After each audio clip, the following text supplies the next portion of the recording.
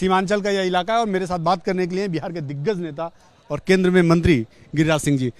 गिरिराज जी, सीमांचल में पहले भी अमित शाह जी कई बार आ चुके हैं, इस रैली की क्या खास बात है? देखिए, ये रैली बहुत दिनों के बाद भारतीय जनता पार्टी ने रखा है। अब इसी को लेकर के लोग खास बात कर रहे होंगे, लेकिन हम तो संगठन की बात करते हैं और राष्ट्रीय अध्यक्ष भी रहे हैं अमित शाह जी, अभी गृह मंत्री हैं, तो हर दृष्टि से उनका आना यहाँ उपयोगी है।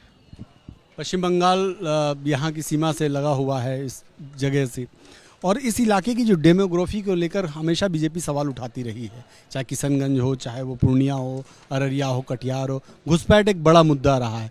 तो माना जाए कि इस रैली के माध्यम से ये भी एक इस मुद्दे पर भी बात होगी।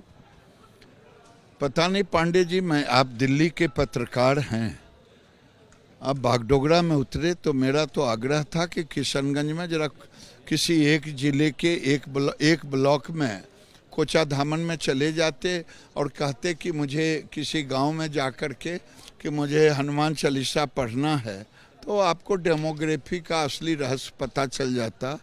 ये हालत है।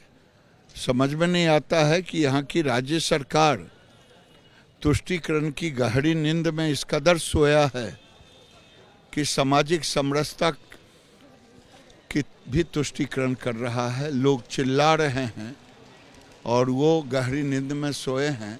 मुझे स्वतंत्रता दो, मुझे आज़ादी दो, मेरी सांस्कृतिक धरोहर के साथ मैं अपने आप को बोल सकूं, लेकिन यहाँ की सरकार गहरी नींद में सोई है और जनता बेचारा पस्त है। इसी उद्देश्य से और इसी बात को लेकर आप लोग बिहार में चुनावी मैदान पर उतरने जा रहे हैं।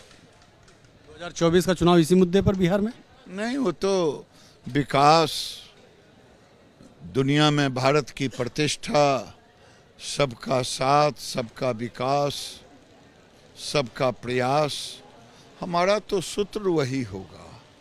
लेकिन स्थानीय मुद्दे को भी मैं नकार नहीं सकूंगा जब जाऊंगा। तो गृहमंत्री अमित शाह तो हमेशा अलगाववाद, आतंकवाद और घुसपैठ को मुद्दा मानते रहे हैं और इस पर मुखर होकर बोलते भी रहे हैं।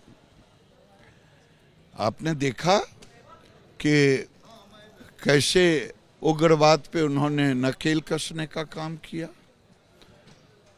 आतंकवाद पर भी कसने का काम किया। आगे देखिएगा। तो उसी की दृष्टि में आज पीएफआई पे लगातार छापे हुए। ये मैं नहीं जानता कि किस पे छापे हुए और कौन हुआ, मैं नहीं जानता। कानून अपना काम करता है, क्या करता है, लेकिन ये जरूर जानता हूं कि यहाँ की राज्य सरकार आज नहीं, आरजेडी पहले शिम्मी था, शिम्मी को संरक्षण देने का काम करता था। बड़ा बयान है आपका, आरजेडी पहले सीमित है। आरजेडी पहले शिम्मी था, आरजेडी उसको संरक्षण देने का काम करता था। आरजेडी का शासन था बिहार में, आप मेरी बात को समझिए। और जब सिम्मी पर प्रतिबंध लगा तो ये नया आतंकवादी पीएफआई और बिहार सरकार कहती है, ये तो वो कह रहा है कि 2043 तक ही हम मुस्लिम राष्ट्र बना देंगे, और बिहार सरकार के अधिकारी कहते हैं वो तो शारीरिक व्यायाम करा रहा है। माना जाए कि अभी मौजूदा दौर में भी पीएफआई को राज्य सरकार का संरक्षण है 200%। अगर नहीं होगा, बिहार तो आतंकवादियों के लिए स्लीपर सेल बन गया है। अगर स्लीपर सेल नहीं होता तो पूर्वांचल के, जिसे सीमांचल भी लोग कहते हैं, स्कूलों में मजहबी छुट्टी क्यों होती शुक्रवार को? पूरे देश में दफ्तर बंद होता रविवार को। नीतीश बाबू के नेतृत्व में 2 कानून चलता। मुसलमान की जनसंख्या अधिक है तो मुस्लिम मजहबी कानून यानी शरिया कानून। बिहार में तो अप्रत्यक्ष शरिया कानून चल रहा है, पूर्वांचल में, सीमांचल। थोड़े दिन पहले तक तो आप भी उनके साथ सरकार में थे। हाँ, हमने आवाज सब दिन उठाया है, चाहे हम किसी भी स्थिति में हों, और हमारे लोगों ने भी आवाज उठाया, सदन से लेकर के व्यक्तिगत स्तर पर। वजह से नीतीश कुमार कहीं ना कहीं दिक्कत महसूस कर रहे थे, इसीलिए सरकार से अलग हुए। अगर ये दिक्कत था तो मैं नहीं कह सकता कि आराम क्या था। अभी तो एक ही उद्घाटन में दो दो फीता काट रहे हैं, तब दिक्कत नहीं बुझा रहा है।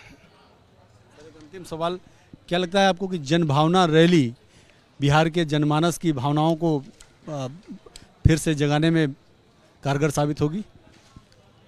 देखिए, लोगों के अंदर पीड़ा है, लोग त्रस्त हैं और स्वाभाविक है उसी जनभावना को कल प्रेरित किया जाएगा। वो जनभावना आक्रोश के रूप में कल प्रदर्शित होगा। धन्यवाद सर, हमसे बात करने के लिए। गिरिराज सिंह जी थे, साफ तौर पे कह रहे हैं कि बिहार में पीएफआई को कहीं ना कहीं राज्य सरकार का पूरा समर्थन है।